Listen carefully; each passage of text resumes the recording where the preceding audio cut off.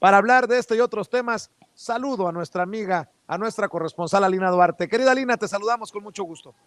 Hola, ¿qué tal, Vicente? Saludos a ti y a todo el auditorio. Así es, se hace ese anuncio desde Estados Unidos, luego de los datos también tan contundentes que se hicieron por parte del gobierno de México el día de ayer ante el Consejo de Seguridad en las Naciones Unidas. Y digo contundentes porque cuando se habla de acaparamiento de las vacunas se tienen cifras realmente escandalosas. El día de ayer fue el canciller Marcelo Ebrard quien decía que al menos 10 países habían recibido las 3/4 partes de las vacunas totales que se habían ya distribuido a escala global y que esto representaban los 10 países que acaparaban, digamos, o que producen el 60% del Producto Interno Bruto a escala global. Es por eso que Marcelo Ebrard hablaba de esta cooperación, de este multilateralismo e incluso llamaba a aplicar esta resolución misma de las Naciones Unidas, la 34274, en la cual se hablaba de fortalecer las cadenas de suministro para garantizar el acceso universal, justo, equitativo, oportuno a las vacunas para enfrentar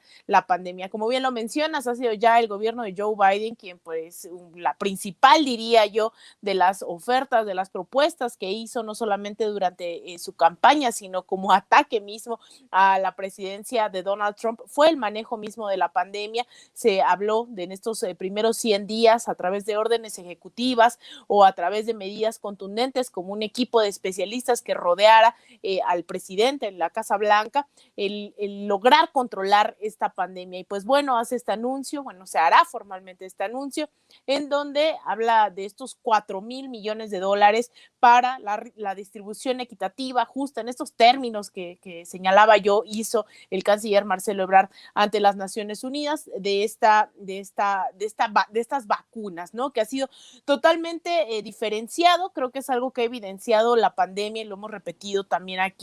Creo que estas diferencias entre cómo incluso los multimillonarios a escala global se han continuado enriqueciendo durante la misma pandemia, mientras la clase trabajadora, mientras en este caso países considerados en vías de desarrollo que no aportan, que no son precisamente los de este grupo de los 7 o incluso el G20 del cual México forma parte, pues han quedado sin vacunas. Hablaba Marcelo Ebrard de que incluso son 100 países los que no han recibido vacuna alguna. Es tremenda esta diferencia,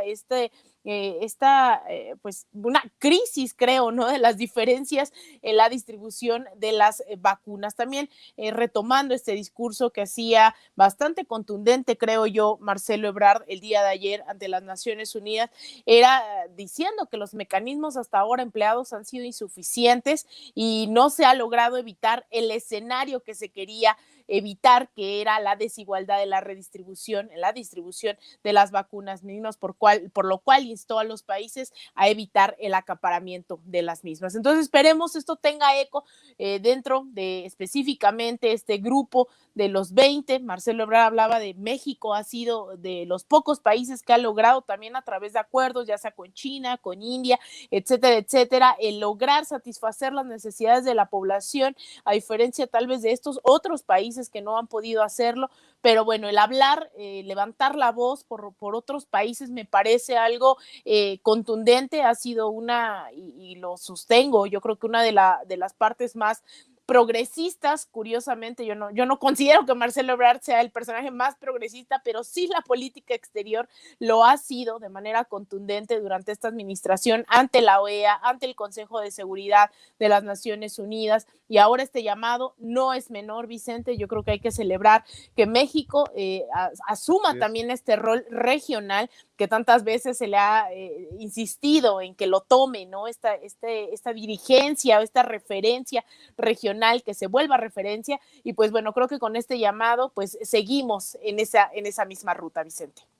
Y si me permites, mi querida Alina, más de uno ya estará pensando como este servidor, que algún gringo empezará a decir, not like that, AMLO, not like that, así no, AMLO, así no, porque es Joe Biden el que decide, pues seguido de este discurso, esta denuncia del gobierno de México, destinar 4,000 millones de dólares para la compra de vacunas en los países más pobres. Si te parece, rescatemos parte de este discurso de Marcelo Ebrard ante el Consejo de Seguridad de la ONU, que ya tiene resultados, que ya ha dado dividendos a los países más pobres. Y yo le agregaría a tus comentarios, Alina, que el liderazgo de México ya no es regional, sino demuestra que el liderazgo de la 4T es internacional, me apuran tantito, mundial.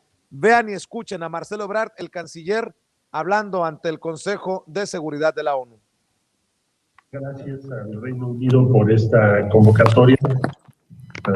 Un placer saludar a Dominic Raab y agradecer su convocatoria a este tema el día de hoy y saludar a todas y a todos. Muchas gracias.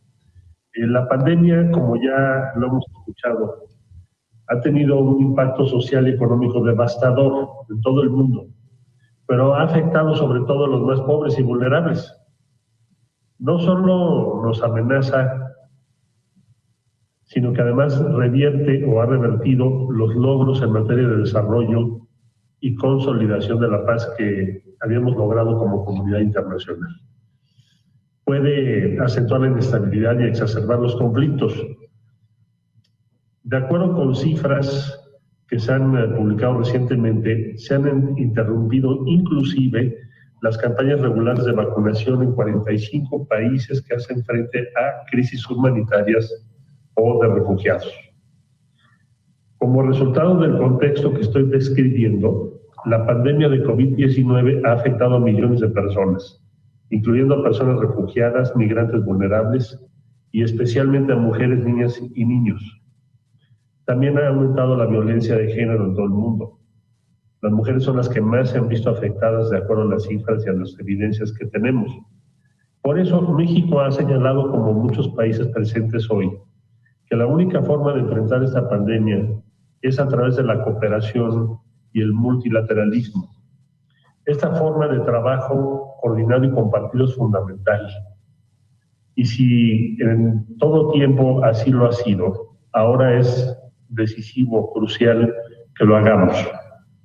En ese sentido, la comunidad de estados latinoamericanos y caribeños, cuya presidencia pro tempore ostenta México, reitera la apremiante necesidad de hacer realidad lo dispuesto en la resolución 74-274 de la Asamblea General de la ONU, en la que se hace un llamado a fortalecer las cadenas de suministros para garantizar el acceso universal, justo, equitativo, oportuno a las vacunas para enfrentar la pandemia por COVID-19.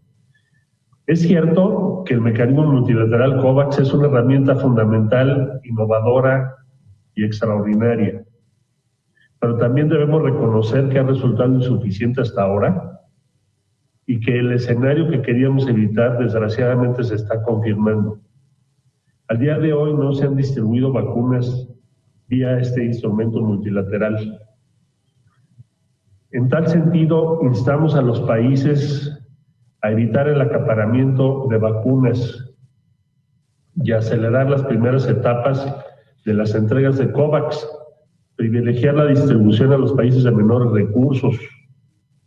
Incluso algunos estudios señalan que estos países no tendrán acceso generalizado hasta la mitad de 2023 si se mantiene la actual tendencia.